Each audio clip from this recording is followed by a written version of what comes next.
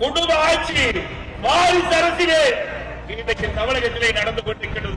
கருணாநிதி முதலமைச்சராக இருந்தார், அதுக்கு பிறகு ஸ்டாலின், அதுக்கு பிறகு இன்றைக்கு உருவாக்க பார்க்கின்றார் திரு ஸ்டாலின். உதயநிதி அவர்களே, திரு ஸ்டாலின் அவர்களே, அனைத்து இந்திய அண்ணா திராவிட முன்னேற்ற கட்சி தமிழகத்தில் இருக்கின்றவரை உங்களுடைய கனவு நிறைவேறாது.